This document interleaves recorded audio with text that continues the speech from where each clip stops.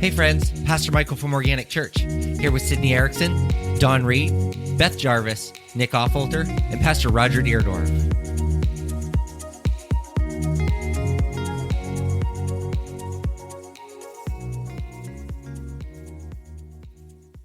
All right, tonight's question. What have been the most significant parts of your faith journey? Now, Beth, before we started, said, I don't know what you want from this. Yeah, that's what I was kind of thinking. Really? Yes, you were stressing us. This is an easy, but nobody sends a text and says, hey, I don't really have anything. Should we pick another topic? No. We're going to run into this. No, that's because Dawn's got 4 pages wrote out over here. I think it's a good topic. I just don't know what it So I was telling Beth, to contribute. For me, one of the big ones was when I met Alyssa, or when we figured out that we had known each other much longer than we really had, because that made me realize that all of the relationships prior to that one were not ordained by God. Those were not set in motion by God.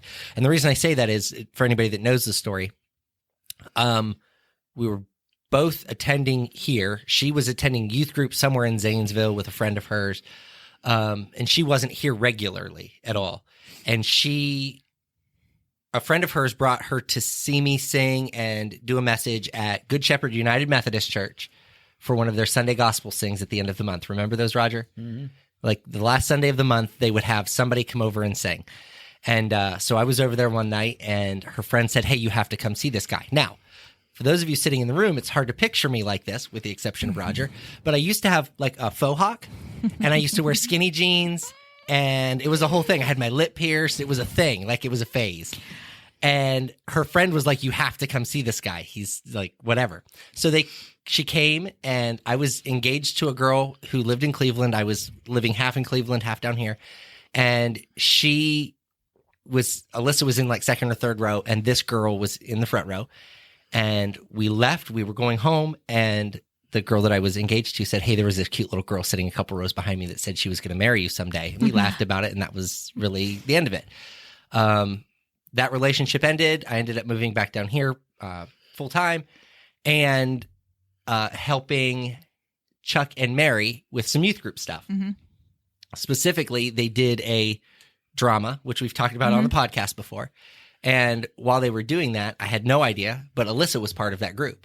I had no idea that she was even in the group. She left and went to Malone University after she graduated high school, and she wasn't allowed to have a car on campus.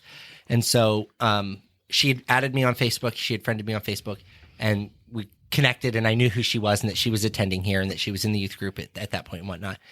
And I said, hey, I can come up and pick you up sometime for church. It's not really that far. No big deal if you want to come. She said yes, brought her down a couple of times. No big deal. I'd drop her off at her mom's house after church. She would hang out with her family, and then either her mom would take her back or I would take her back to Malone. Oh, boy. I don't know. It was several times of that, and then I was like, hey, we should go get dinner sometime. And now, mind you, I knew how much older I was than her, but I didn't just going to ask, realize. What is your age? 7. She's 7 years younger than me. But it didn't feel weird. Yeah. So anyhow, she agreed, and we were gonna go to Danny Boy's in Canton. Mm-hmm. You know what I'm talking about? Yes. Okay, that's where we were gonna go for dinner. We had set plans. All of this stuff was gonna happen, and then I didn't show up. You ghosted. Yes, I did. I sent her a text and I said, hey, we decided to have my son's birthday party. I'm not gonna be able to make it. And a little while later, I don't know, a week, 2 weeks later, I send her a text and I'm like, hey, you want to try again? So we went to Carrabba's for dinner, and I flirted with the waitress the entire night. She's sitting across the table from me. Listen, I'm not proud of any of this. I'm saying that this is how I knew that God had something big for me. Okay? That's what I'm saying. I figured all this out. It took way too long. We dated for a little while. Everything seemed to work out really well. She loved Christmas lights. Still does to this day. If we are driving through town and she sees Christmas lights, I either have to slow down or turn around, or it's a thing. Okay. So the house in Yurksville, they don't do it anymore, but it used by Rite Aid, that house right on that street. Hookers. Yep, Hookers. She loved that house. My wife wants to buy that house. Okay. So she would make me drive by it. If we were coming through town, we had to go down that street because she had to look at the Christmas lights. I don't remember the date that we got engaged, and shame on me, but I don't. Roger, do you remember when you and Linda got engaged? Yeah. Shut up. Nick, do you remember? Engaged now. Okay. Well, Married, I hope. Nick. I remember the day, but I can't remember the exact date. The date. Yeah, that's what I was Yeah. going to say. And it was, I can't remember if it was before or after Christmas, but Well, anyhow. to be fair, I know like the weekend, but I don't know which exact day. It was a Okay. weekend. But I remember because it was in Gettysburg. So Of course, Of yeah. course it was. That's hilarious. on the battlefield. Of course. Where else? Where else? So I took her for a walk. We lived on Trenton Avenue. I lived on Trenton Avenue at the time. I walked her up and I proposed to her under the Christmas lights. And she was just blown away. And she said, I told my friend I was going to marry you someday. And it immediately clicked that that's who that was. I didn't know that at the time, had no idea that that was her. There's a lot more to that. Like, I met her mom doing community service after I was in jail. And I had no idea it was her mom until she introduced me to her mom for the first time. I walked in and I went, oh, crap. But yeah, there were a lot of little God moments in that relationship all the way to today. There's little things that happen that we still know that we're definitely where God had called us to be.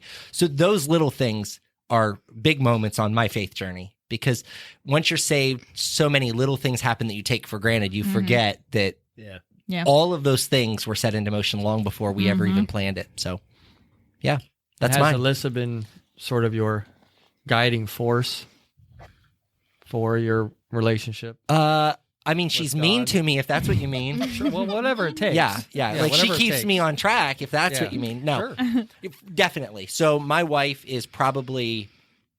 I'll tell you this for a fact. This is a fact. Like 100%, this is negotiable fact. If it weren't for Alyssa, I wouldn't be pastoring right now. That's what I was getting I at. would have already told you guys I'm out of here. Like, this is because it's stressful. It's hard work. And she always tells me, right, but you can do hard work. You've done hard work your whole life. You can handle this. Yeah. And so she has always been the driving force behind that. He'd be working at a funeral home. For sure. 100%. Yeah, 100%. Plus, she has a And whip. that's good because a lot of times if you're stressed out, your partner can get stressed Yes. out. And that's never a good combination. Yep. Her and I are a perfect couple because I'm always high strung in literally every situation and she never is. I'm a miserable, sick person and she's not. She had 2 teeth cut out of her face. Other than like physically being ill from the medication, she took it like a champ. No pain meds, only Tylenol. Like that was it. She would alternate between Tylenol and Advil. Like that was it. I would have been like, give me whatever heavy drugs you've got. I don't want to feel my face for the next 6 months. And she's always been a real trooper like that. So, women are like that. Yeah. Yeah. And Us- men are us not. Men, we're big The babies. show must go on. Yeah. The children must eat. Yeah. And here's the thing. She, again, not proud of any of these moments, just sharing some of my life that happened. So 2 of the boys are in basketball, which this Saturday is the last Saturday for basketball. Thank you, Jesus. Are they at the Huggins camp or no? No, they're at New Point. Okay. They're doing armor sports. Gotcha. And then Adeline has dance the same night. And so it's very, very split. We're running people every Tuesday. And again, thankfully, this next Tuesday, we're done with that. Like, we're out of it after Saturday. And I love that my kids get to experience it, but it's really hard on us. But she'll say to me, she's like, okay, so I've got part of dinner in the crock pot. You're going to have to make rice at 5 o'clock. And I'm like, oh, make rice? What do you mean make rice? And she's like, you'll live. That was a prime example of last week. I was like, Chase, all you have to do is boil the noodles. And I've made this casserole so many times. And he's like texting me as we're here. Oh, yeah. What kind of noodles? Yeah, Well, then I 100%. didn't see it till we left. And I said, I guess it doesn't matter, but the Klusky noodles. He's like, I made the rigatoni ones. And then I get back, and he like threw the rigatoni ones away. I'm like, we could have ate the rigatoni noodles. Like, it was That's fine. amazing. That's amazing. Good call, Chase. Good call. Yeah. That's funny. It is really like, it's because I've always been the breadwinner. I mean, Alyssa, other than like small windows where I've transitioned between jobs, I have always been the one that worked. And for the most part, she stayed at home. She worked a couple of small jobs, but she wanted to be at home with the kids. She wanted to raise the kids. And so we've always just made that work. Yeah. But there is an extreme difference, and my wife will tell you this, between A stay-at-home mom and a housewife. Oh yeah. Yeah. Like, that is two very different worlds. Especially one that's homeschooling. Right. now. That's what I'm saying. Like, she doesn't get a break. Yeah. My wife is around our kids, like, all the time. And I think to myself, I don't know how she does it. And then I come home from work and she has to put up with me. Like, God bless her. She just got another kid. God bless her. Yep. Well, and then because I'm not easy to deal with when I come home. Sometimes I come home from work and I'm stressed and I'm angry. I was sitting at the computer the other night and she goes, "You okay?" And I'm like, "No." She goes, "I can tell." I just had enough. You know what I mean? It was just overstimulated from work stuff and then emails and just like, I don't want to deal with this stuff. But, you know, like you said, the show must go on. The kids must eat. I can't quit my job every time I get angry. I gotta go back. Yeah. But it's so much easier to get up and go back to work the next day than it is to like get up and take care of kids. Like do the mundane. Yeah, stuff. right. Yeah. Right. Yeah. Anyhow, that's mine. That's one of mine. I've got many. One. That's one. Apparently, I'm the only one that has something. Can you No, I put it state the away. question? What have been the most significant parts of your faith journey? I've got another one, but I'm not going to share it until somebody else does. Okay, or I'll share it now. We're all contemplating. All right, processing. Contemplating or constipated? Both. I was going to say, it's starting to look like both. All right, so my second one, and you guys just need to think. I'm Just trying. think. Get the wheels turning. Think. Okay, my second would be the day that Florence retired. I remember that day so vividly, and there are very few pictures that exist of that day.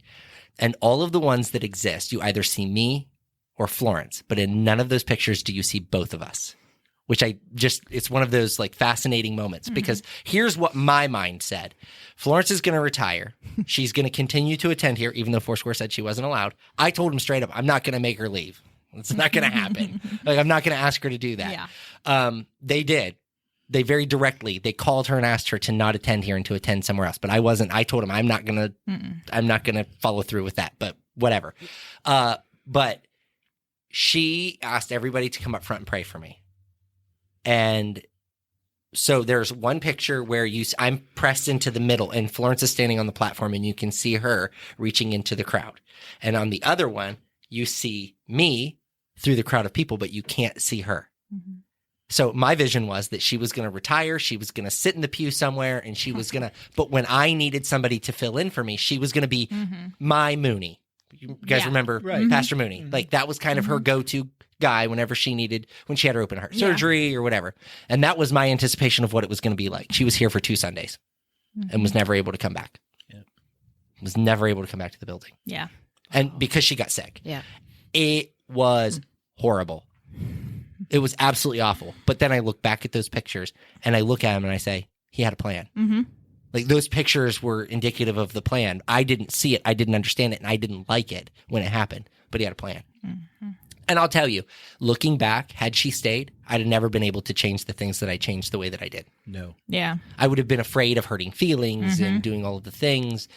And I don't think she would have ever been upset with me for those things, but because there were so many other people in the building who were connected to her, it would have been can you believe what he's doing when we moved the cross to the lobby? Oh, smokes. Can you imagine if she'd have been here for that? Because she would have taken the beating. Like everybody would have been going to her. You have to tell him he can't do that. Yeah.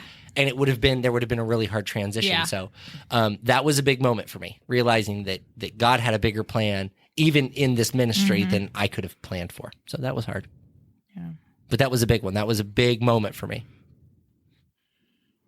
So you're about moments. Yes. You're about moments. Yes. Yeah. What are the things, like, what are the experiences that you have had? What are, like, those significant parts?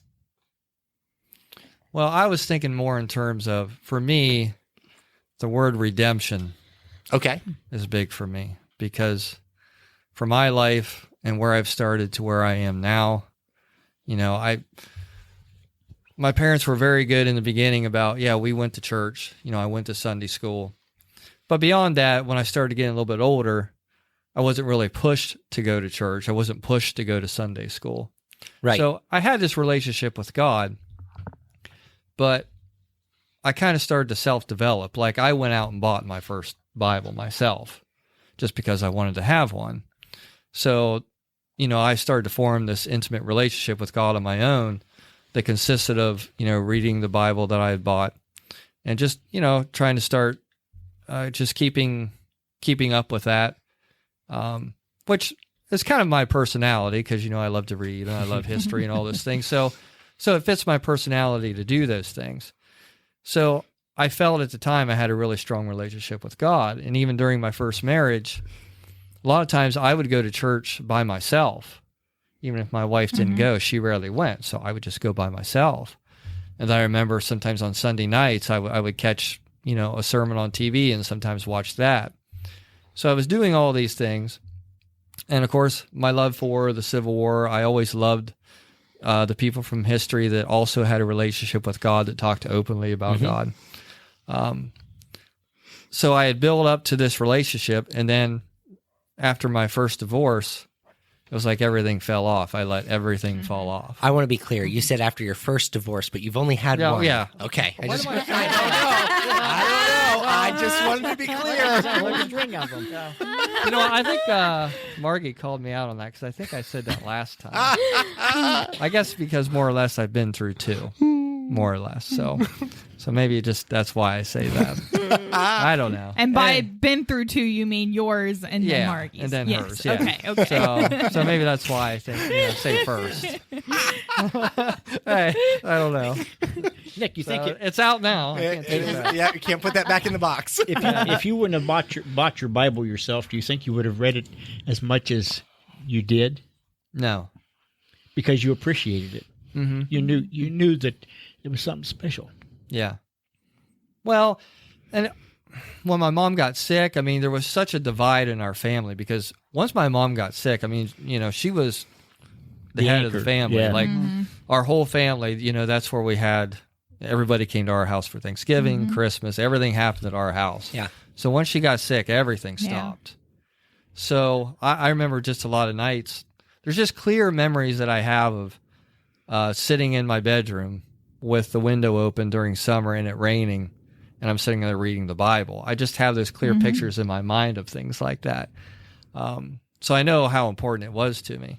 But like I said, after my divorce, all that, I let it all go because I got so wrapped up in, all the things that I didn't want to happen, feeling sorry for myself, losing my self-esteem, all of those things to a point where, I was a kid that, I never had any curiosity to drink. I never had any curiosity to smoke or do drugs or, I never got wrapped up in anything. Yeah. And, I just, during high school, I stayed home. I took care of my mom and tried to be there for her as much as I could. And I played my guitar. I played my music and read my books. That's what I did. So, as a kid, I never went out and had those times like a lot of other teenagers do. Yeah. Right. I wish I would have did that. Got it out of the So way. I missed out on all that. But the sad part is, all of a sudden, I'm 30 years Right. old. And I'm doing all those Yeah. things. Yeah. I'm going out and I'm drinking and hanging out. Yeah. I don't want to say with the wrong people because I loved my friends at the time. But yeah, I was doing all those things that was just taking all those steps backward from where I had came. And so, finally meeting Margie, and we were a couple that we could talk about God. So we could start building a relationship and being able to be open about it.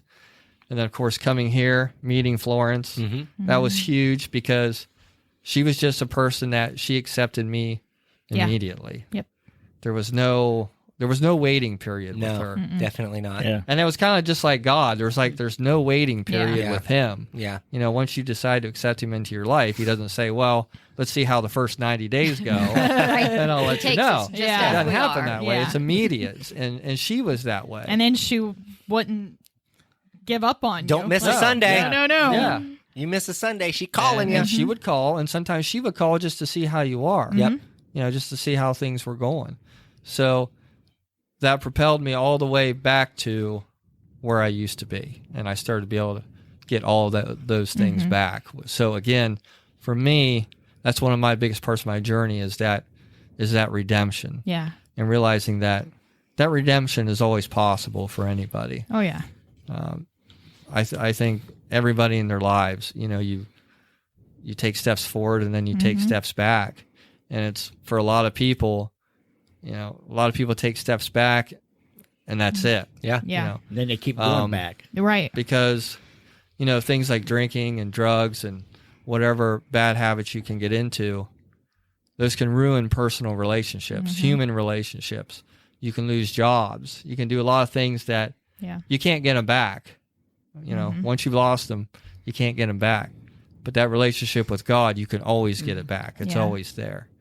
So for me, just like I said, that redemption, having the ability to have that, and that God is always willing to give you grace, no matter what you've done, no matter where you've been, you can always pick up right where you left off. If you have that, for sure. Relationship with Him. Sometimes I have to pick up in the evening where I left off in the morning. Seriously. Yeah. Like there are just some days it's really hard to stay centered and to stay focused. Oh, and yeah. So I'm thankful for that. Every day I'm thankful for that. Because you're almost like, I have to put this on pause because I have to go through this life. Right. Like, Yes. I have to live in this world. So it's sometimes it can be challenging. Yeah. Yeah, I remember when you and Marty first started coming. Yeah, is that he's the one that you said you didn't like, right? Yeah. You walked up to me and were like, I don't like that guy. Hey, I like everybody. And I was hesitant to come because she was coming by herself for a while. Yeah. I was like, well, I don't know. And of course I'm thinking, well, And we're a bunch of crazies. Well, when I'm like everything I'd done, I just, I don't know, But You were as soon as I came, you were afraid that you wouldn't be you accepted. feel like you're not worthy. You feel like now's not the time. You feel like, well, I need to build myself back up before I go back to church, which is wrong. Yeah. Right. But that's You're how never you, gonna that's get how there. you, that's you how you can't can clean feel a fish sometimes. before it's caught. Yeah. That's right where we are. But, yeah. But again, I think Florence was very instrumental in that when I met her, it wasn't like there was no judgment or like I said, she wasn't looking at you like, well, we'll see how he. She treated you just like you'd been here. Yeah. Yeah. Oh yeah. Yeah. Oh yeah. Yep. That's for sure. I've told this story before. I love telling it. It's one of my favorites.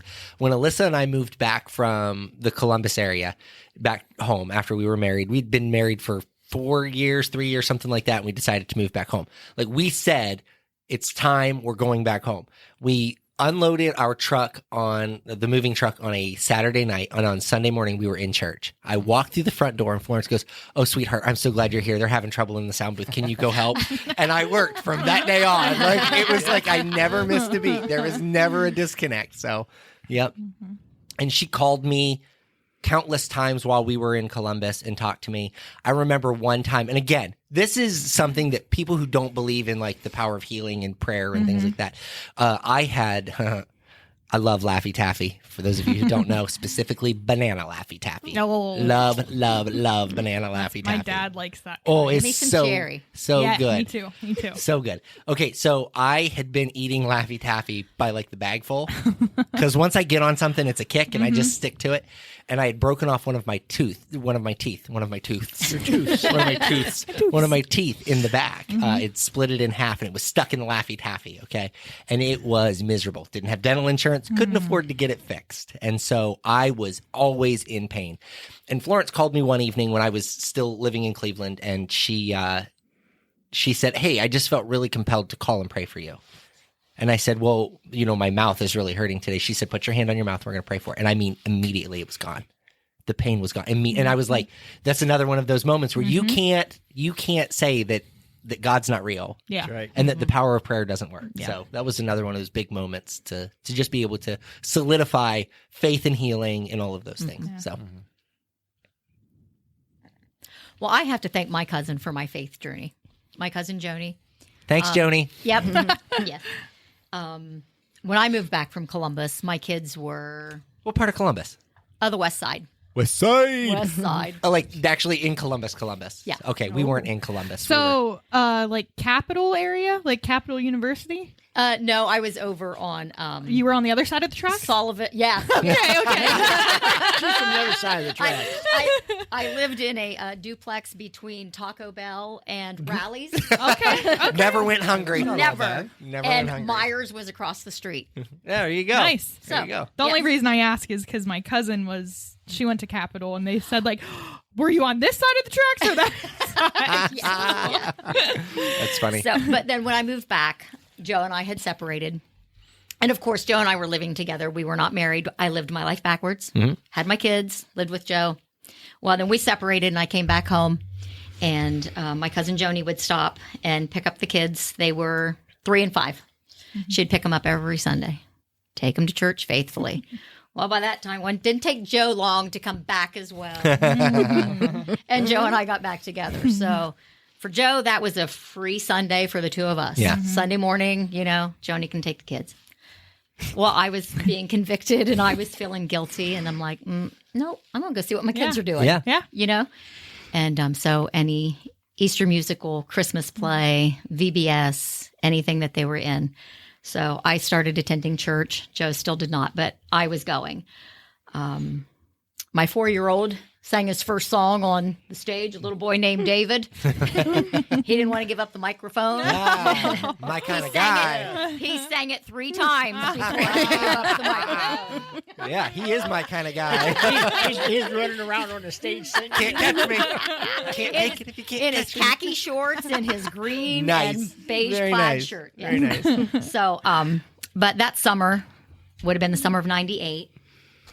That's when I accepted Christ. But I was sitting there in my pew and I was looking at the baptismal and the mural on the baptismal.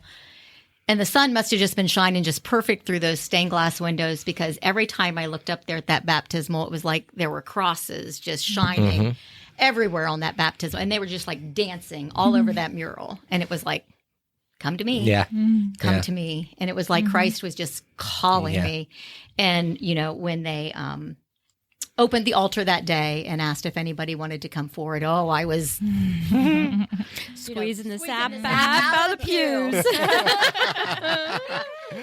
but I walked forward that day, and that's when I accepted Christ as my personal Savior. Great. And that's one of my, I can still see it to this day. Yeah. Those crosses just everywhere. And it's like, there was no crosses on there. Yeah. That is not at all what was shining Yeah. through, but that's what it was to me. That's what you saw. That's Yeah. what I saw. Yeah. That's Was you what pulled me. Was Pastor Mike there then?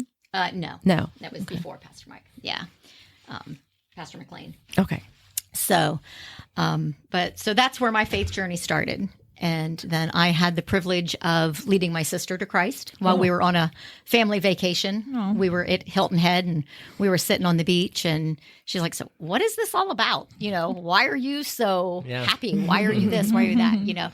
And so we were sitting in our beach chairs on the beach that evening, watching the sun go down and she accepted Christ as her Savior, and while we're sitting there, I think about, God told these waves how far they can That's come exactly what I was getting ready to say. What better place? Yeah. and it's like, and so we just talked about the whole realm Yeah. of all of that. Yeah, And- look at that sunset. He called that to be. Those waves are only allowed to Yes, go so so far far. because that's what he said. Yeah. Yeah, Yes. all of those things. Yeah. And I'm a sky watcher. I love to look at the sky, the stars, the sunrise, the sunset, and Especially I at just always Chemtrails. say, and I Chemtrails. always just say it's God's canvas. Yeah. It's just, I just don't know how you could think that anything else created Yes. what we how get it to could see. be an accident. How Yes. it just happened. Yeah. Yes. Yeah. So, but I have a few more, but does anybody else? No, you can keep talking. I can. You're doing a good job. Beth's been awful quiet over there. Yeah. Well, my wheels are turning. Oh but- boy. Well, and I too have just a few verses that, like, when I started reading my Bible, that was like, God knows the number of hairs on my Yep. head. And Yep. I'm like, I've got a lot of hair. Yeah. Same. How in the world? And you lose a lot in one day too. Like, how do you keep track? So, just that in itself too would just amaze Yes. me. Yep. But so then after I started to church, my mom and dad both were raised in church. We were taught about heaven and hell and God, but I was never told that I needed to accept Jesus Christ as my personal Savior. I guess it was just, but my mom and dad both were raised in church. So they had both gotten away. But after I started, Mom started coming back with me. She started coming every Sunday with me. Everything there was, Mom was there. She decorated everything at the church. She was the snack lady for VBS. She was Gertie the gorilla one year. No, geez. I forgot about that. I think we need to see pictures of that. Oh, I think I have pictures of that. Yes. Yeah. Oh, listen, you would have loved her, Mom. And she rededicated herself. Great. But my mom had to overcome a lot of forgiveness towards her dad. He did unspeakable things. Yeah. When she was a child, and to watch her be able to forgive him. Yeah. He was dead and gone. Yeah. But she still held on to Right. Yeah. that torment that he put her through as a child from the age of 5 until she was 14 years old. And then she was able to, and like she said, if I don't forgive him, Christ isn't going to forgive me. Yeah. Right. Can't hold on to it. And to watch her be able to let that go was an amazing feat. Yeah. Yeah. Because That was, And I bet she had a lot of peace too after yeah. she did. She Well, most it's funny certainly how did. the most beneficial quality is the hardest to obtain. Oh. Forgiveness. Jeez. I mean, without a doubt, it's the most beneficial.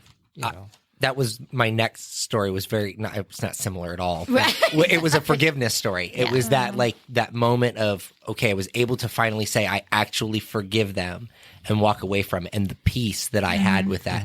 But I'll be honest, that was a long time. It took a long time to get there. And while I would say, oh, I've forgiven them, in my heart, I knew I hadn't. I Right. was like, if I get the chance, I'll hit them with a shovel.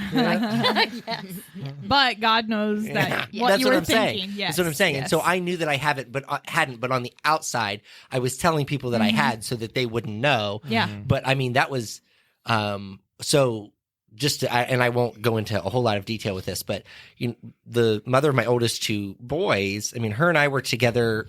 She was a freshman in high school, and we dated for a long time after. I mean, I paid for her senior pictures, and it was just such a I was there for all of that. And after she graduated, we struggled. We lived together, but we weren't married. We had 2 kids, but we weren't married. And we really struggled through so much stuff. Every time I turn around, she didn't trust me with this, and I didn't trust her with that. And there was just always something. And let's just point this out, that trust is the most valuable currency that any one of us can have. right. Oh, yes. Exactly. Trust is like the currency that keeps the world moving. Okay, so we're going to talk about that at some point on this podcast because I think it's a great topic. Just that word by itself is a great topic. But so when we were always at odds, on for 3 days, off for 3 days. She lived with me, but then would stay with my mom or whomever. And I had found out that at one point she had had an adult relationship with my brother, and that was hard. And she came back home and told me about it in great detail and was proud of herself because she knew that it would hurt. And it was the hardest thing that I ever did to forgive them for that. Yeah.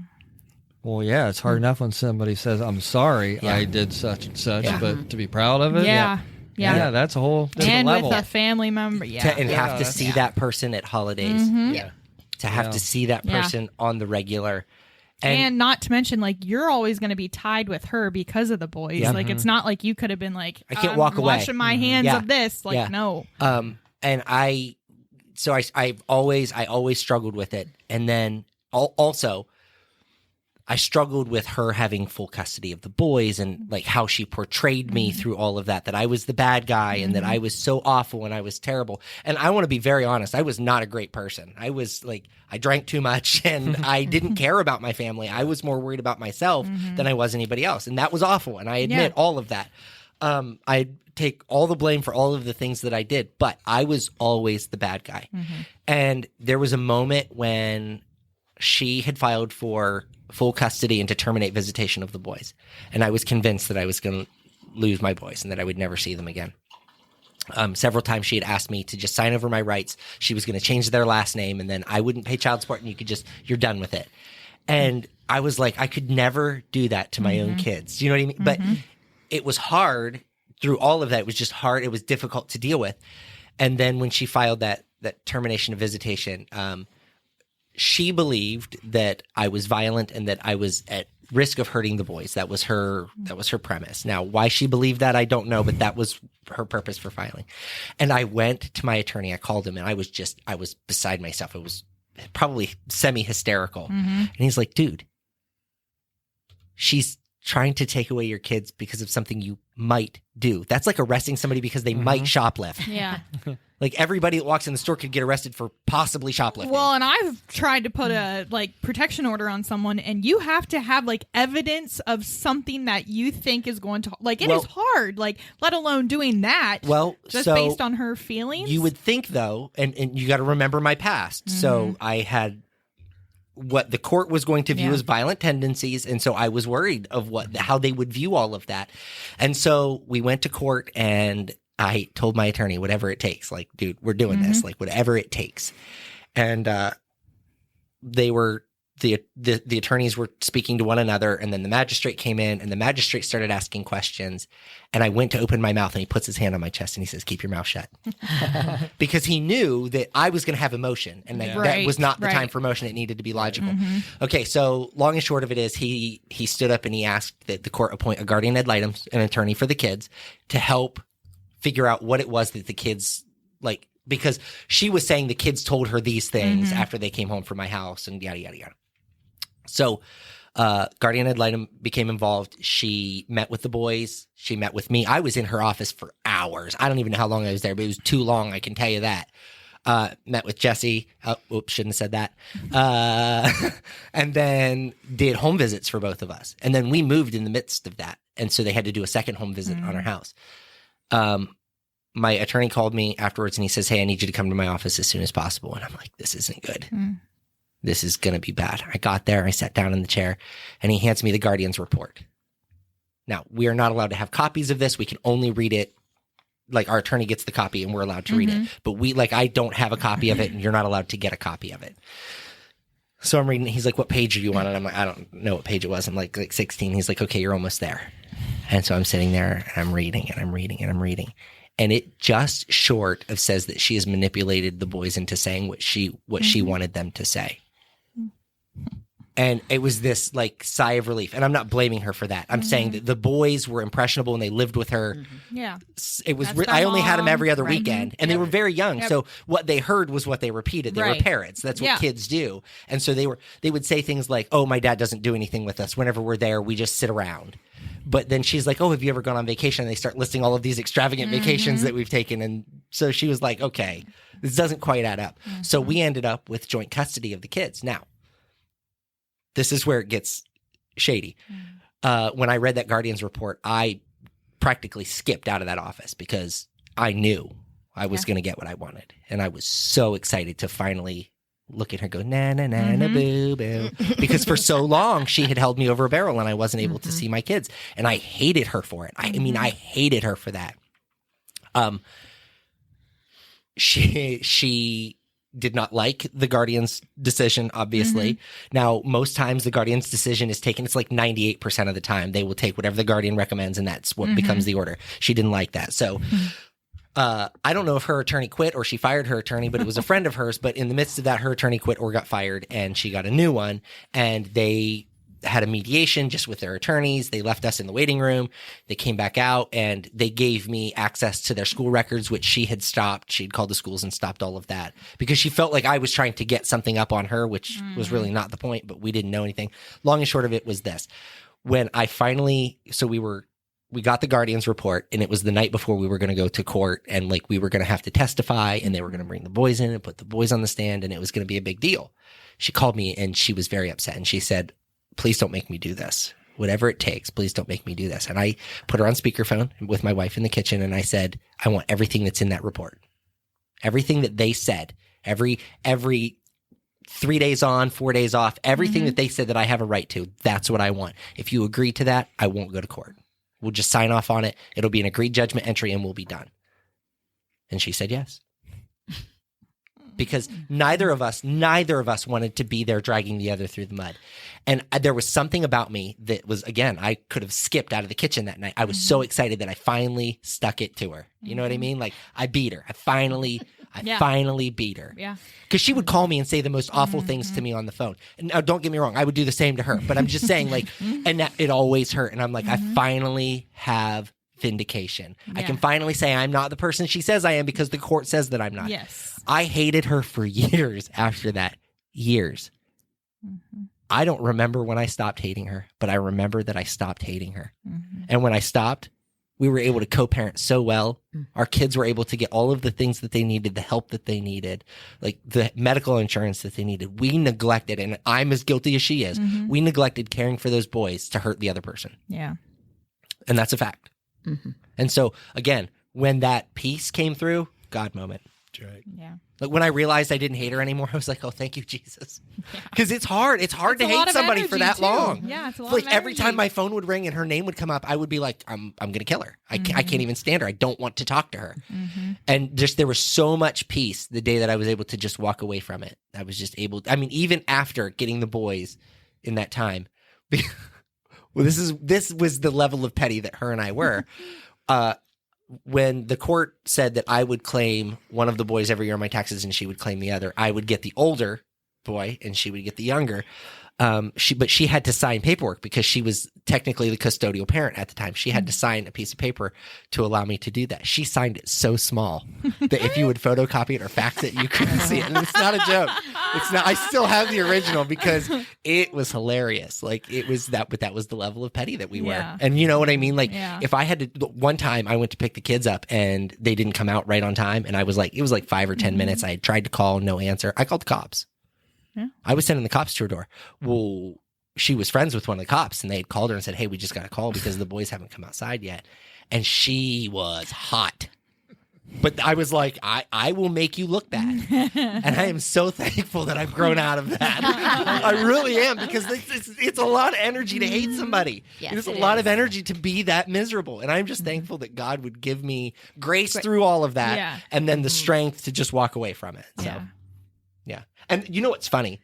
And this is something that is very true to this day. So I was on Facebook. Any of us, we all survived the Facebook outage. I didn't even realize I there didn't was. either. I didn't either. So yeah. Listen, I survived it, but my mother did not. She got in the car, drove down to the library where my sister was working, and saying, "Something's wrong with my phone. I can't get on Facebook."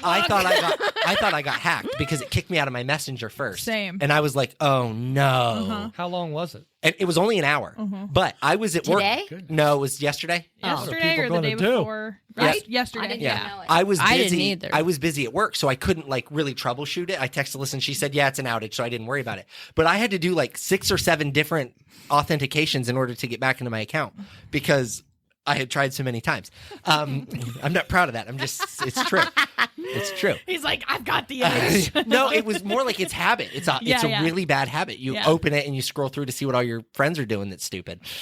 What was I saying before that? Oh. Something about Facebook. The outage. No, it was before that. It was regarding Facebook, but then the outage. I thought you weren't on Facebook. I thought you didn't no. like Facebook. I don't like Facebook, but it's still an addiction. What, did it have anything to do with? It had to do with the ending of that relationship and finding the peace, but I don't remember what it was. Just know that I found peace. That's the moral of the story. Yesterday in that 1 hour. Yeah. During that 1 hour outage, I found peace. Yeah. I'm sure a lot of people did. That's People pretty were going to change their lives in that hour. Yeah, in And that then hour, as soon I as was it like, came you know back what? on, I they're lived like, a whole "Nope." hour without it. I don't need Facebook anymore. Yeah. Man, how can I get logged back in? It's funny. I don't know. Did you bring up, you and Alyssa's relationship and how you met and everything? I think God definitely had his hand in Jarvie and I. I've been divorced and was living the life. So I thought. So my girlfriend decided she's going to fix me up with him, and I was like, all right, yeah. But I just know that with everything that he went through, that God brought me in his life to be there at his side. Because Yeah. with his drug habits and his drinking at that time of his life, and the people that, when Eric passed away, those people that were coming to my house to see him, and I threw half of them out. he wouldn't have survived that. He wouldn't have. And I know that God brought me into his life. Not that I was perfect at that time, but he had background too in church. Sure. But once he got old enough to bucket, his mom didn't make him go. Yeah.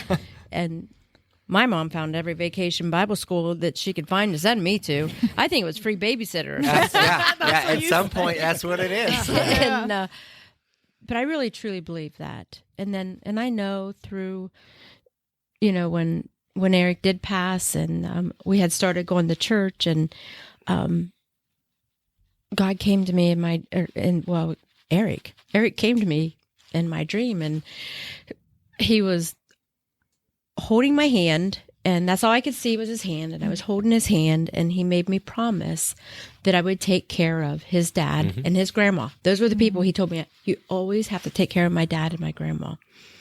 And I think that's probably maybe the first time I spoke in tongues, because Jarvie woke me up, shaking me, screaming at me, "What's wrong with you? What's wrong with you? You're talking this weird language, and I don't know what you're saying." And he's like, "You weren't breathing right." And I'm like, "But I'm mad. I'm mad. Yeah, I am mad that he woke me up. Yeah, I mean, heck yeah. I'm furious." But I know God had his hand on all that. Yeah. And then that's that morning I woke up with that song that he laid on my heart. Yeah, I remember you telling me about that. And I never knew that song. Yeah. In fact, I couldn't tell anybody the words of the song. I had to sing it. And it was Debbie Crank that finally found the name of the song, For Those Tears I Died. And it just, God was involved very much so. But, Jarvie and I didn't have the romantic proposal like you did. Listen. So I rededicated my life because I'd been saved as a child. But then I wonder, was I really? Yeah, sure, Because certainly. I didn't understand it, you know? Yeah. So, we both, Mike Crank there led me to the Lord, and him too. And we were going to church, and I'm like, and man, because we were still living together, and I'm telling you the honest to goodness truth, he was on the air mattress, I was on the couch. And we got stomped all over when we went to church. Yeah. And finally I just said to him, I said, "You got to go back to your house. You got to go home." Because he was at my house. He never went back after the day Eric died. And I said, you got to go home. He's like, let's just get married. Yeah. I'm like, You okay. want to, I want to, let's just do it. It's easier. Rather than move, why don't we just get married? Then we can buy a bed. Yeah. Well, we had a bed, but I didn't want to sleep in a separate bedroom, True. and we weren't going to get back in bed together. That's amazing. Alyssa and I were the same way. So while the proposal was sweet, all of those things were cute. We had a wedding day. It's like she actually will text me on our planned wedding day, which was in July, I believe. She'll text me. Usually she texts me every year, and she says, "Happy wedding day," but we didn't get married that day. Because what happened, we got engaged, we picked a date, we were going to get married, and she was going to plan a wedding, and we were going to have a big wedding. And then I got a job offer in Columbus, and I said to her, I said, "Listen, I'm going to go regardless. I need to go. I need to do this for myself. But if you want to come with me, we have to get married." And she said, "Okay, let's get married." I called Florence and I said, "Hey, on Sunday after church, can you marry me and Alyssa?" And she goes, "Absolutely." We went to the courthouse, got our marriage license. We invited immediate family after church, stayed after. Florence married us. That was that. It's like the wedding wasn't anything big. And we both look back and we say, do we regret not having a big wedding? And the answer is 100% no. No. No. We didn't spend any money on that. It cost me $15 for a marriage license. Like, it was nothing. And that was like, but everybody that I tell this a lot. Our marriage license is the most important piece of paper in our house. Hangs on the wall. It's the first thing to go up, the last thing to come down every time we move into a place, because that's what makes our house a home. That's right. Jarvie and I went to Bible study Wednesday night, and we had talked about, what date or whatever, probably, and we're sitting there in Bible study. He's like, "Hey, Pastor Mike, what are you doing Saturday morning?" And he's like, "Nothing. Why?" He's like, "Can you marry us?" And he's like, "Well, it's going to be kind of noisy. I think the women are sewing banners in the morning," because they were making those big Easter banners Don't or care. something. Jarvie's like, "Oh, we don't care. We're married on a Saturday morning. went to Columbus. We hardly had any money. Yeah. We went to Columbus to Rod Parsley's church that was our honeymoon. Nice. We, Alyssa and I never took a honeymoon. We got married on Sunday. On Monday, I moved to Columbus. It took her it was probably a week and a half to get her classes transferred from Kent-Tusk down to COTC in Newark. But so I went ahead of her. Funny story, on our drive down there, she got a ticket for following me too closely, which was not her fault. I was speeding, so I slowed down. But as they drove past, they thought she was following too close because I had slowed down so quickly. She got a ticket, and I got off scot-free. I still hold that against her. I'm like, remember that time you got a ticket for following me too closely? She should hold that against you. She tries, but Did you pay for the ticket? no, I didn't pay. Well, I guess I probably end up paying for the ticket because we were married at that point. But so she followed me down. We got everything arranged, found our house. And oddly enough, I had a high school friend who was living down there, and her landlords had a house for rent at the time. So like we were posted on Facebook, hey, we're moving to Newark. Does anybody down here know any landlords or any places for rent? And this girl messaged me. She's like, hey, I live in Newark. I've got a landlord. Let me reach out. And the house ended up being like around the corner and 3 houses down from them. So Wow. we knew people there, which was kind of cool. So You may have to retitle this the wedding episode. Yeah, you may have to. yeah. Well, I think it's funny how God just he does put his hand in everything. Oh yeah, for sure. With that being said, There he goes. He figured it out. He figured I it think out. it's I his got it. headset. no, he was touching his cords. He's all over here like, around his fingers. I'm gonna get a ruler and I just. can pull mine back and forth, and you can't. Well, it's because of what he does. He's over here like, it's like a squirrel. It's kind of like me opening that envelope. Yeah. Or me with the Reese's cup. I wanted to add to what I was saying. I think there was part of me, I thought I was invincible at one point. I still think I'm invincible. Like I thought where my relationship was with God and everything I'd been through in my life, I thought I'm invincible. Yeah. Like nothing has bothered me yet. I went through everything with my mom's illness and everything else because my parents separated for a while. I experienced, a lot of my grandparents died when I was just a little kid. So a lot of people in my family died when I was young. So I think I'd seen plenty by the time I graduated from high school. So maybe part of me, I thought, I was invincible.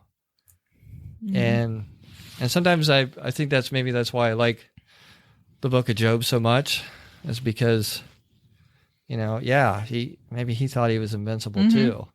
That you think you have this, you think you have a relationship with God and it's exactly where it needs to be and there's nothing more you need to do. Yeah. And then, tragedy, or just, it took, I don't know. I don't think divorce is a tragedy. If you, look at the bigger picture of the world, but personally, I took it as a personal tragedy. Yeah. And it was the one thing that knocked me over, which now looking back on it doesn't make any sense. It does not make any sense whatsoever. But the person you were at the time. Yeah. Yeah. But I think we all go into marriage with never any intention of it ever failing. So then when it does. Yeah, Right. and I think for me Right. too, I was blindsided by it. I didn't expect it, or I certainly didn't have an expectation of that, and I think I was pretty happy where I was. But yeah, at the same time, I just wonder If Tina Newman calls me one more time, I'm gonna punch her. Answer it. See what she wants. You're live. Yeah. Like 6 times. 6? 6 times. How about shutting the ringer off? It is off, but then it rings through the computer too, because all of my stuff is like Mute your computer. if my iPad was in here, it would ring through that too. Tina Newman, you're live. Yeah, Go she's ahead not with your about to be. Go ahead with your question.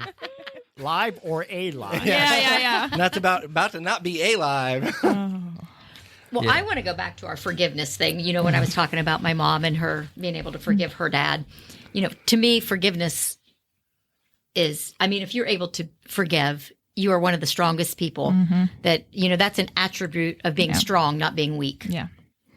And for me, I think forgiveness is like the most beautiful form of love.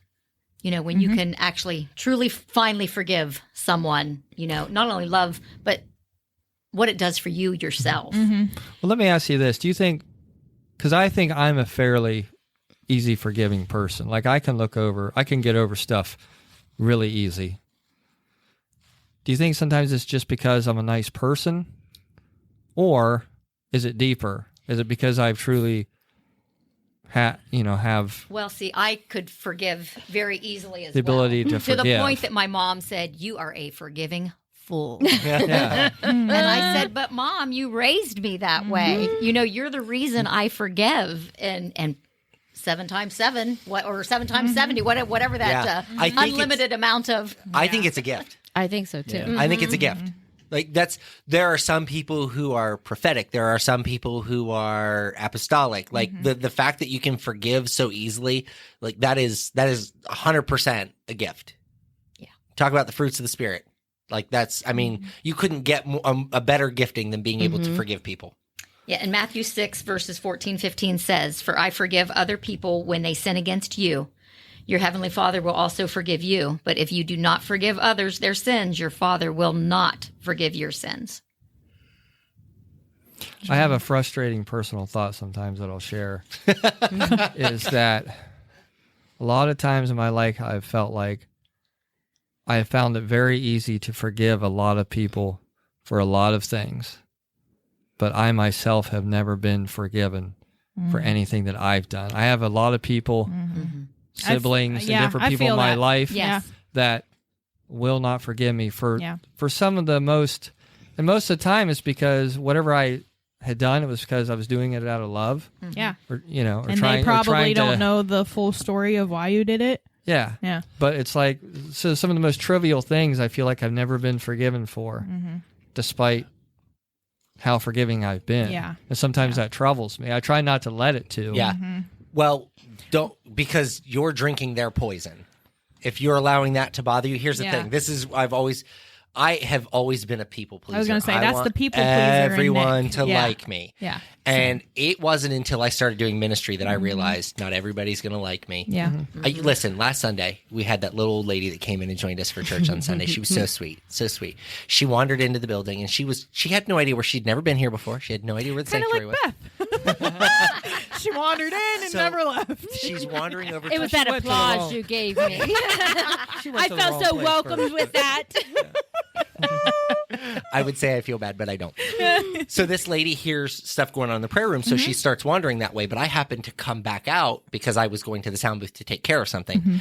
And she was obviously very lost. I said, "Hey, are you trying to find the sanctuary?" And she said, "Yeah, I've never been here before." And I said, "Well, I'll tell you what, I'm going to take you in and we're going to pick you the best seat." And we walk in and we're talking and just chit-chatting and whatnot. And she sits down and I think to myself, that lady's never coming back to this place. Like, because when I walked into the prayer room and saw what was going on in the prayer room, thank heaven she didn't make it to the prayer room. And then I left there to go into the sanctuary, and then we open with Lion, and then we go to Rattle, and I'm like, this lady ain't never coming back. Like, we didn't even get to the message, and I knew she wasn't never coming back. You never know. But I don't know what I was thinking. You were talking about people pleasing. Oh, people pleasing, yes. So I was in my mind the entire time, like, do I go apologize to her? What do I do? Like, because I feel bad that she's here and she's not going to feel welcome because all of this, like, it's going to feel kind of crazy to her. Yeah, people laying all over the floor, like, it got a little crazy on Sunday morning, right? But that's okay. Right. No, and I'm not saying that it's bad. But for somebody who's new to the church, who maybe isn't familiar with the move of the Spirit that we experience here, that sometimes they get a little uncomfortable. And so I felt really bad for it. But there is part of me that says, I can't worry about that because I can't do ministry based on other people's emotions. Right. Ministry has to be done based on the word, not based on emotion. And if we focus on everybody's emotion and, oh, well, I want to make this person happy, or I don't understand, Nick, in your instance, why they don't forgive me. That's not my problem anymore. That's right. Right. Like I have given that to God, and I'm going to let God handle that. That's so hard to. That is so hard to like break that, but when you finally realize that you're hurting yourself more, like going through that thought all the time, like it's just not worth it. You know, it's like, I don't know. My phrase this week is, "It's not your burden to carry." Yes. Right? Yes. Yes. Yep. Yes. Yeah. Well, can I say one more thing? You can say as many things as you want. Oh, okay. So probably the latest thing in my faith journey happened probably about 1.5 years ago or so.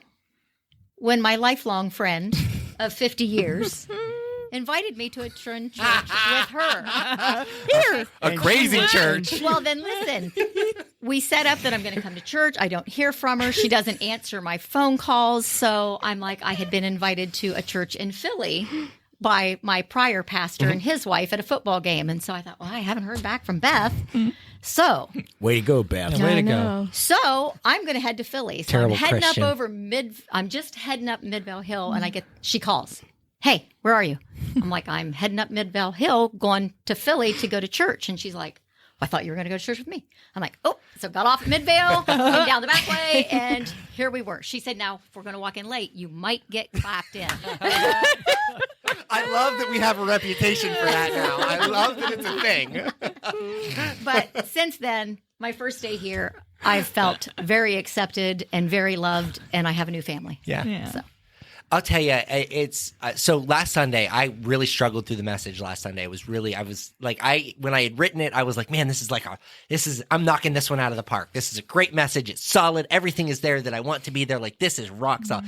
And then I preached the message. And it was wonderful. Everybody's sitting there like staring at me was just you. like I had lost my mind. It was I great. think that was just Right. you. Well, so then yesterday evening, I get a text from one of the congregants that was like, hey, I just want you to know that message was spot on. We needed it. It was awe-inspiring. And like the reason like everybody was staring at you was like we were kind of like We couldn't write it was fast so- enough. it We was were so trying long. to take Right. notes. Yeah. But for me, I'm up here like delivering this message, and I'm like, these people are like, they're drooling, they're falling asleep on me. What's happening? Everybody's looking down, nobody's looking at me, and I'm realizing that was me getting in my head, and like ministry is still that way. Like you Or don't, the you don't. devil getting in Oh, your head. 100%. Yes. You don't outgrow Yeah. that. You don't, but Yeah. you never really outgrow that. I made comment that 2 weeks ago, did Holly preach 2 weeks ago? Oh, That how yes. strong her voice was in that message, and just like she drove that message home. And then yesterday, sitting at the council meeting, she's hoarse. Yep. And I chuckled because it's one of those like you don't realize how much energy you put into ministry. How much like when Alyssa and I went shopping last Sunday after church. I was exhausted. I was so I just wanted to go home and sleep. You don't realize how much energy and how much effort you put in. So Holly preached that message. Then she had women's meeting Monday of this week. Today is Wednesday, so Monday of this week in Roswell. So that was kind of a big to do. So like, there's just you don't. We had a realize, huge turnout. that's what she It said. was What did she great. say? 7 churches were represented there, and she embodies more than anybody that I know interdenominational evangelism, which is a big part of Foursquare of what we do. Yeah. I mean, she brings 7 churches under one roof in order to have ministry. It's fascinating to me, but in all of that, just there's still learning points in every journey. Do you know what I mean? Like even for me last Sunday, realizing that message was timely, and I wasn't writing it as a timely message. I was writing it because it was inspired. Like this was what I felt like needed to be preached. And it really, And it was. it was, yeah, you're right. But in my mind, it was supposed to be met with a certain reaction, and it wasn't. And so I was a little bit disappointed. But then when I realized how inspiring it actually was, I was like, all right, we got it. It just didn't feel good getting it. I'm telling you what, it was a page and a half of notes. Yeah. And I was, because the two of you, Jenny had a bunch of notes, Holly had notes, like just everybody was, Dan had notes, Sis had notes. Everybody was just really involved in that message. So yeah, felt good. I've got one more verse. Let's I'm go. sorry. Let's go. Jeremiah 1:5. God says, this one was always important to me. Before I formed you in the womb, I knew you. Yes. Before you were born, I sanctified you, and I ordained you as a prophet to the nations. Just to know that when I was lost and living in the world, he knew me. Yep. That's right. Yep. There was more to it than that. Yeah. Yeah. There was some divine intention, Yes.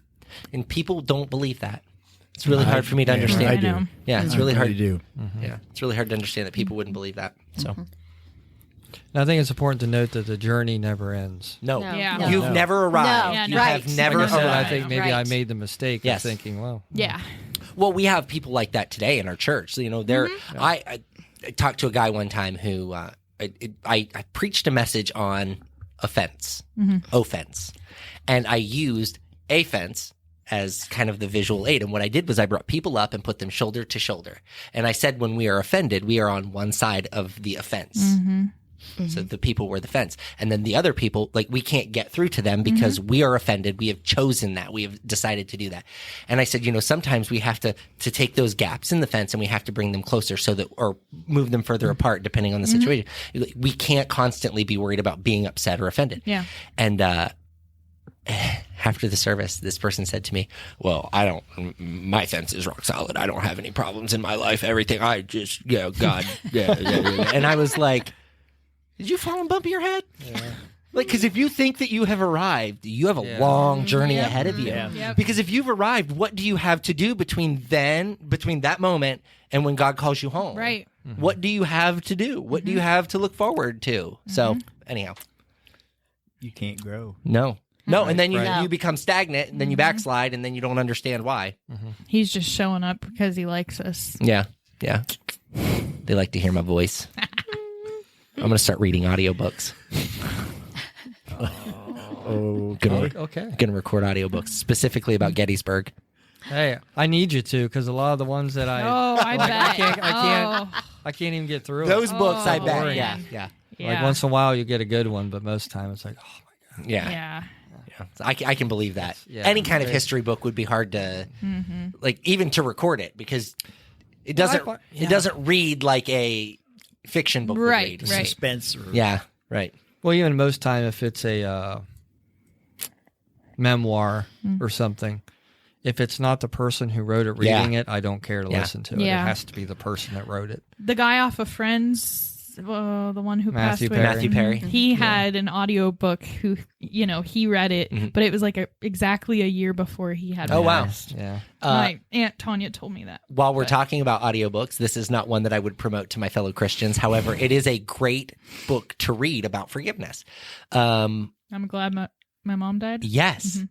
The Jeanette I've seen McCurdy that book. title. I'm like, It what kind is, of title is it's that? an amazing book. I'm telling you. And I like Jeanette McCurdy, but she went through eating disorders and drug habits and like all of these things. And she is very honest about them. And the best part was she read the audiobook. So yeah. to hear her tell the story, her mom would drag her to church, but her mom really abused her for her money and would just like call her names and was horrible to her. And so the end of the book, she's not really glad that her mom is dead, Right. but it was that but it's a really fantastic read for anybody who needs like that kick in the butt to figure out forgiveness. So I just finished Schwarzenegger's Be Useful, and he reads it. really, Yeah. I would have a hard time with that I one. would too. I would just be Hard. going, get to the chopper. It was a little hard, Yeah. but it was pretty good though. Yeah. That's how he should open every chapter. Get to the chapter. Well, I haven't shared yet, but I guess it would kind of be like my testimony, but it was kind of like redemption, like Nick said.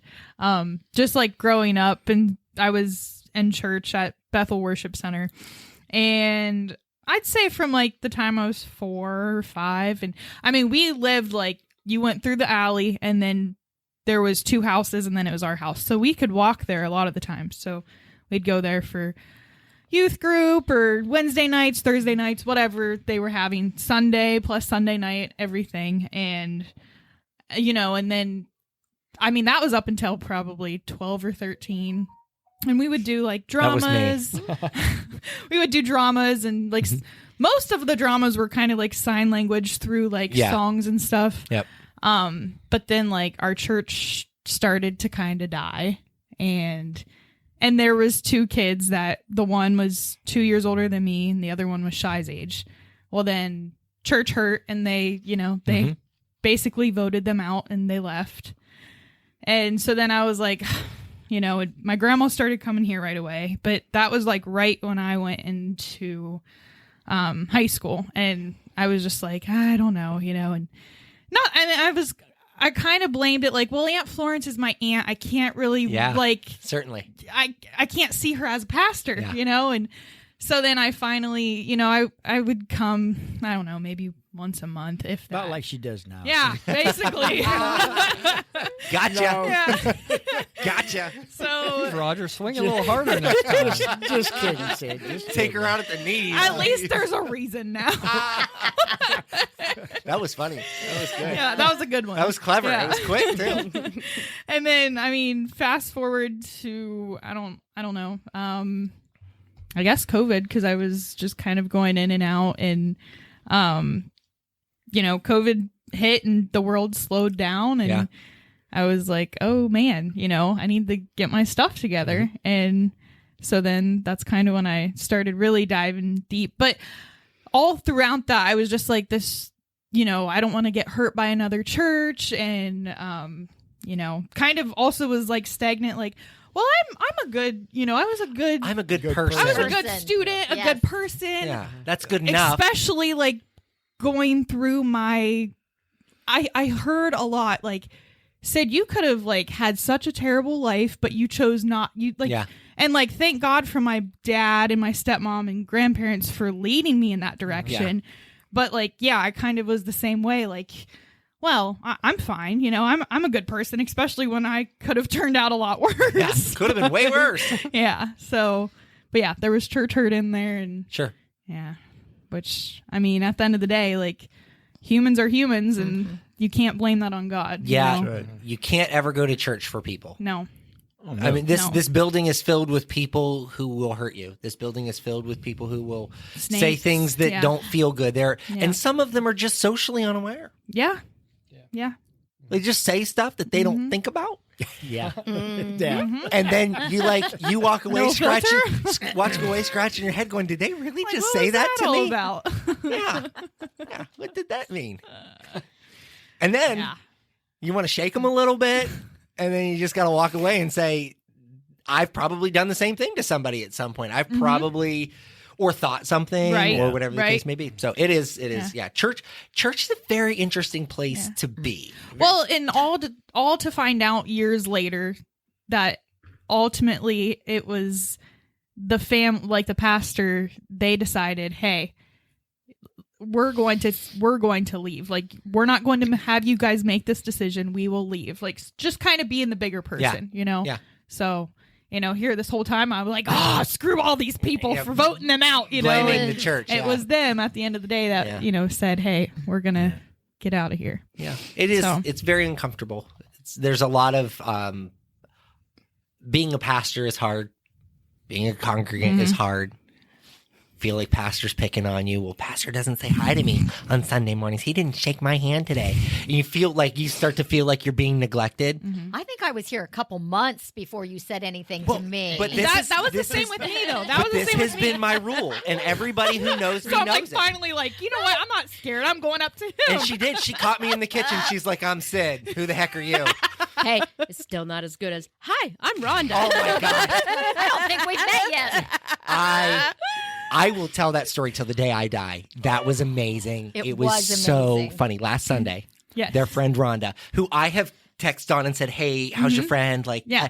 I'm very intentional about not approaching people very quickly. And I do that because it makes people uncomfortable. Yeah. Like, Yeah. even with Jarvie, when Jarvie comes, like, hey Jarvie, how are you? And I'll just kind of give him a swat. But I don't stop and try to Yeah. carry on conversation It's because kinda- it can be intimidating. It's kind of like when you're in like you've said this before, Nick, like when you're in a store and they like come up to you and like Yes. they just keep, and you're Yeah. like, oh my gosh, I'm walking away. Like, Yes. I'm walking out of here. So I try to be very cognizant of that. And so Rhonda, Lord love her, last week had an encounter with the Holy Spirit.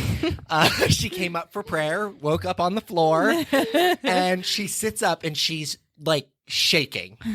And I kneel down in front of her and I speak to her and she goes, "Oh, I don't think we've met. I'm Rhonda," and shakes my hand. And then goes back out. And then, it's so funny. Next thing you know, she's back on the floor. So, okay, now the bad part about that is Holly's still praying for people, but the three of us are dying, sitting on the floor laughing. It was one of those incredible moments that you can't anticipate in Yeah. church Right. on Sunday morning. And it's something you'll never And forget. Yep. I'll never No. recreate. Oh, either. never, no. Yeah. never, No. never. I also remember a time when Florence was praying for people, and it was like 90% of the church was up front at this point. I don't even remember what she was doing, but the chairs were flying, everybody was dropping on the floor, and let's see, how did it go? Okay, so I did not catch people. It wasn't my thing. But at this point, it was happening so fast, nobody else could keep up. Like it took every man like to be there. And we were moving chairs, and I turn around just in time to watch Alona. Boop, right on the floor, because there was nobody there to catch her. Florence was so far ahead of us, like people were just hitting the floor. It just all the way down. I was like, oh man. And she got up just fine. She was good to go. Oh, So, I know my mom went down one time and she literally hit her head off the pew. Yeah. I mean, her head bounced off the pew. It didn't phase her at Yeah. all. She didn't have any pain. Yeah. She didn't. Nope. She didn't know that nobody caught her. yeah. Yeah. Right. She had no idea. I will say that kind of reminded me whenever the weekend before Chase and I got married, and I wanted you to pray with us, and because we couldn't have everyone there and everything, and so we had everyone kind of circled around, and we're done, and we're leaving, and he's like, I was feeling like just like Your I knees could start to fall and shake a stuff. little I'm bit. like, yep, that's the Holy Spirit. Now, right I'll there. tell you, one of the reasons that I don't like to I Yes. personally don't like to lay hands on people. I don't like to pray for people. And it's not that I won't. It's that it's different for everybody. Mm-hmm. And so a lot of times when I'm praying for people, I feel like I'm taking that on, whatever it is that they're letting go of, Yeah. I'm taking it on. I don't remember who I was praying for. I don't remember who it was. But I almost fell backwards. Like it was that, like it happened that fast. And I was like, can you imagine? I'd have As fallen you're backwards, praying. busted my head on the altar, been bleeding all over the place, laying on the floor. And they're standing there like, well, What? I still need prayed for. Yeah. Can somebody else step in here? Because quick, what's the number for 911? That's what I tell Holly. I said, don't put me down. She's like, I don't I don't do that. I don't make that call. No, Yeah. no. Yeah. And I have seen it's a really wild experience to be involved in some of that. Like you really cannot plan for how any of that. And I've seen some Sundays where 5 people come up and nobody goes to the floor. Yeah. And then I've seen other Sundays where you could just wave your hand and everybody hits the floor. Like it just is so different. But again, for people who aren't used to that, it is an incredibly crazy experience. Easton loves it. It's his favorite. It is his favorite. Poor Rhonda just didn't understand. Well, no, Right. and that's what Rhonda said. She's like, I don't like people looking at me. Yeah. She said, I said, nobody was looking at you. She said, but he said Easton loves. He wasn't said, "Wow, he wasn't even in the room, so it didn't matter. I It will didn't matter. say, like being a kid growing up, Yeah. like you were always like, "Who's going down? What's this week? happening Who's going today? down?" It's as soon as he sees Holly get the anointing oil, he's on his seat. I said, that's because Easton's in the making to be a pastor. Yes. You know it. They don't play school at my house. They play church. And Easton goes down with his karaoke machine, and he be down there talking about Jesus. He's going to be one of those like loud Pentecostal pastors. He's going to be sneaking vegetable oil downstairs and anointing. Anointing all the stuffed animals. In the name of Jesus. In the name of Jesus. It is really funny because I didn't really know any pastors' kids, so to have 5 of my own, and it is exactly like most people will tell you that it is. My 2 oldest boys cannot stand to be in this building. They don't want to be here. It's boring. There's nothing for them to do. The only benefit for me right now is that it's nice, and so they'll get the golf cart out of the shed and ride around the parking lot in the golf cart, which is fine. Like, it gives them something to do. But my 3 youngest, like Adeline, and some of this is her trying to make me feel guilty, just so we're clear, because she's just old enough to learn how to manipulate me. But she said, Dad, do you remember that one time when Lacey Pack sent me a card and they wanted me to be on their competitive team? And I was like, yeah, I remember that. I was like, what do you remember about it? And she smiles at me and she goes, I like church more. Aww. She was only saying that because I told her she couldn't be on the team because they would have to travel on Sundays. Yeah. And that's always been a rule that we're in church on Sunday. So it's not negotiable. And she meant it when she said it. Like, I like she church absolutely meant Yeah. it. So when we told her why we didn't want her to go, she was completely okay with it because of that, because she would rather be at church. Yeah. But at some point, that's not going to be the case. She's going to get to an age where she wants to do softball or whatever, and it's going to be a conflict, and we're going to have I this don't know. conversation. Her little heart is so tender yeah. and so Yeah. loves Yeah. Jesus. But there will be at some point something, because as they grow up, they find those things, Right. and Yeah. there's always that window of time where they don't want to be in the building. But we know, Alyssa and I know, that everything that we do is planting a seed, and we can already see a lot of that coming to harvest with the kids. So Easton, though, dude, that kid, like he will call you out for something and be like, Dad, oh, what was it? Alyssa had read a passage in her Bible, and I don't remember what it was. And he says something about, Mom, you shouldn't punish me because of. And she said, no, if I don't punish you, then I will be punished for not raising you properly. And he goes, well, you don't have to do it that way. You can just send me to my room. He doesn't, like, she doesn't, we don't whoop. Well, we will whoop when necessary, but that doesn't happen very often. Yeah. But he has to stand on the wall. Hates standing on the wall. Hates it. Standing on the wall and writing sentences, 2 things that he does not like to do. And if you tell him you have to write, I will not speak badly to Mom 5 times, he will sit there and cry for an hour and a half instead of write the 5 sentences. That could be done in 20 minutes. Could have been done 100 times over, but 10 minutes. Yeah, he will sit there and cry and scream. And then when he finally does it, he writes real big across the paper. I'm like, I can't read that. You have to do it again. Like, because he has great penmanship, but when he's mad at you, it's scribbles. Yep. But anyhow. The lady who did my maternity pictures, Raquel Jones, she does the part Christian. Yeah. I think her son's name is Mac, but she said him and Easton together. I'm like, oh, I can imagine. Yeah, I can imagine. Easton with anybody. Easton with anybody. Yep. He is quite the character. I walked into the living room this morning. This is just off topic, but I walked into the living room this morning, and Adeline has a really bad habit of sleeping in my bed. And I told her last night, I said, you can sleep in here, but you have to sleep on Mom's side. You're not sleeping on my side. She doesn't like sleeping on Mom's side. She wants my spot, which means she wants me to get out of bed so she can sleep in my spot. And I wouldn't do it. So she went out and slept on the couch. When Easton got up, he realized she was on the couch, which means he can't watch TV. Oh, no. Okay. So he finds ways to wake her up, right? So then he gets to watch TV. I walk into the living room after I got out of the shower, and he's holding the remote, and he throws it onto Adeline and goes, I wasn't watching TV. She was. I was like, dude, like, he is something else. But he's I was leaving church Sunday, and he was leaning up against the post out there on his phone. No, my dad's phone, which he steals as soon as he walks in the building. Then he doesn't even look up, and I don't even say hi to him. I walk past him, and he's like, Colts stink. You guys are going to lose next year. I'm like, okay, thanks, buddy. Yeah. Have a good week. He's a very encouraging kid like that. Yeah, I get a text probably 3 times a day that say Buckeyes suck. I'm like, dude, it's like we're not even playing football right now. Like, he's like, go Michigan. Is that because he's a rebel or he likes... Alyssa and I firmly believe when we watch the Ohio State-Michigan game at our house, he was the only one in the room cheering for Michigan, and that's why he wanted to That's how Trip is. Yeah. He wanted Tanya's to be son. he wanted to be the opposite. But now he'll wear Michigan shirts, and that's all he'll wear. If he sees one of us, like I have an Ohio State ball cap, if he sees me in that hat, he'll be like, Dad, take off that hat, it's ugly.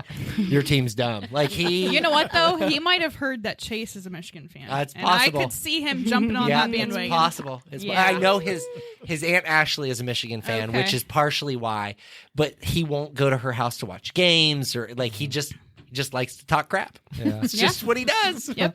It's just what he does. I wonder where he got that. I don't know. Must have been his mom. I have to say too, and this is kind of off topic, but when I first came, Satan did not want me here. Oh yeah. Because he knew I was going to grow. Yep. I was stagnant. Yep. I was stagnant in my faith. I hadn't been in church for about 5 years. After my mom passed, I just didn't have it in me. She wasn't with me. I just didn't feel like going. Right.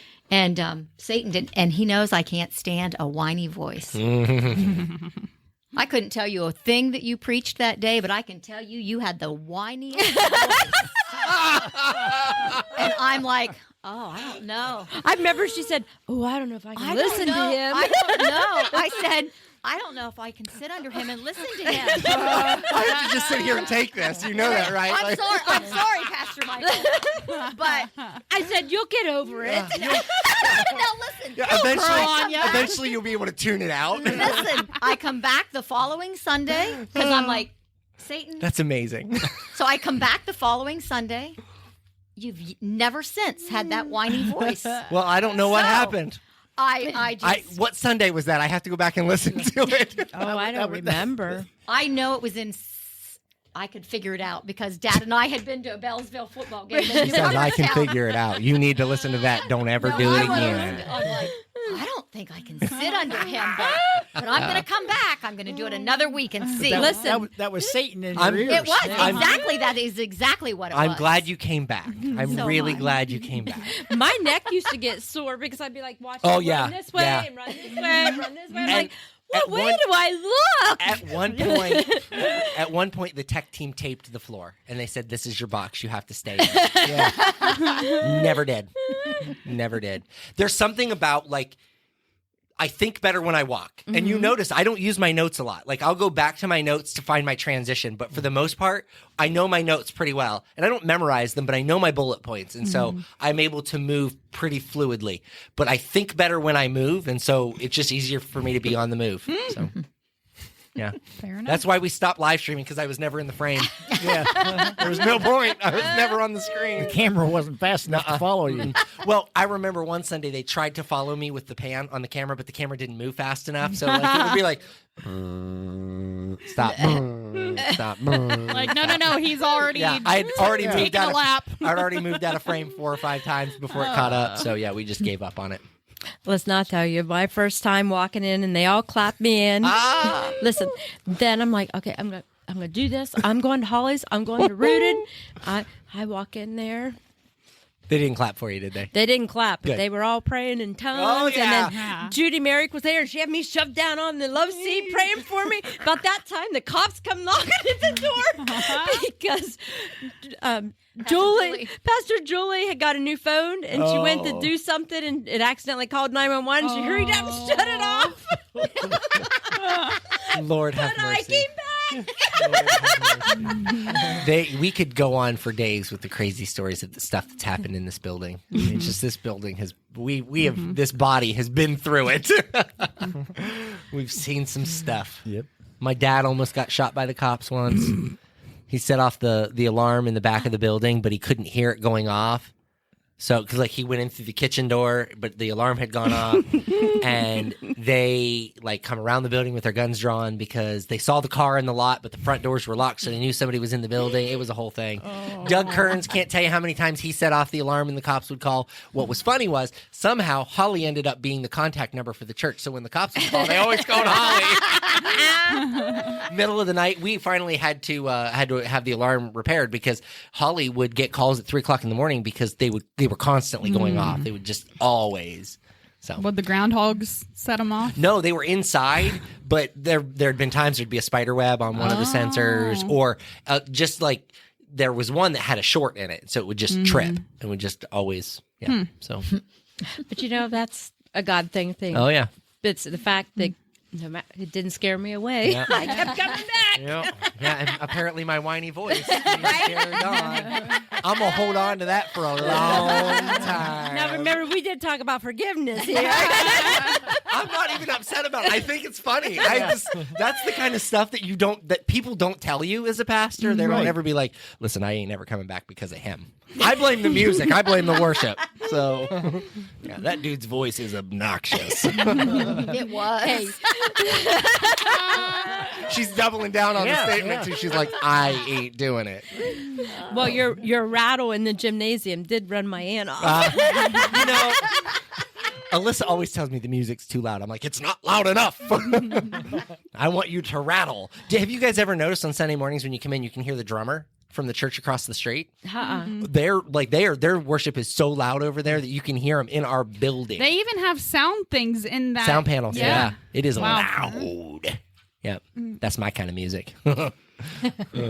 All right. Any parting wisdom before we go?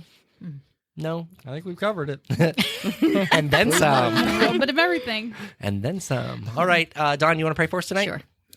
Dear precious Heavenly Father, we come to you, dear Lord, thanking you for this day. Thanking you that you give us this platform that we can share our journeys of faith with others. Lord God, I just pray that we will all trust in you and know that you are our future. Lord, I just pray that you give us traveling graces for tonight and that you bring us back at the next appointed time. All these things we ask and pray in your Son's most precious and holy name. Amen. Amen.